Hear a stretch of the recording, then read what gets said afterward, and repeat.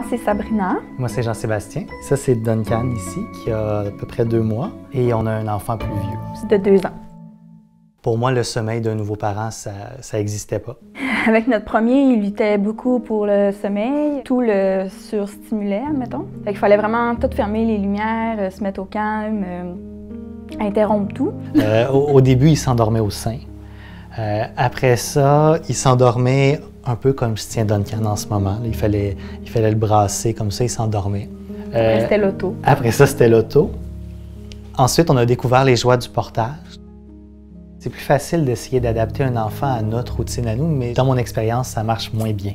C'est beaucoup plus tentant de dire là, il est 10 heures, moi je suis fatigué, tout le monde va se coucher, alors que si lui il décide que, puis c'est son cas, à 10h30, c'est l'heure de jouer pendant 15 minutes avant de se coucher, on reporte l'heure du dodo un petit peu. Il faut s'adapter à chaque enfant, mais il faut aussi s'écouter. Il n'y a pas de livre de mode d'emploi ni de recettes magiques.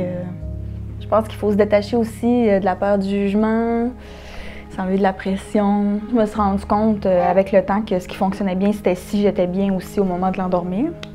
J'utilise une application de maman, là, puis on peut poser beaucoup de questions entre mamans. Le conseil que je donnerais, entre autres, c'est de s'écouter, de faire équipe en tant que parent. De ne pas hésiter à demander de l'aide, que c'est pas tabou, c'est pas un signe de faiblesse. On a beaucoup tendance à vouloir se comparer entre parents. Ah, lui, il fait ci, lui, il fait ça.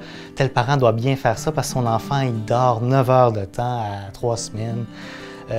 Non, chaque enfant est différent, puis chaque enfant a besoin de quelque chose de différent. Il faut juste être à l'écoute de soi-même et de son enfant et pas se laisser influencer par les autres qui ont l'air d'avoir une vie parfaite, surtout si on regarde ça sur des réseaux sociaux.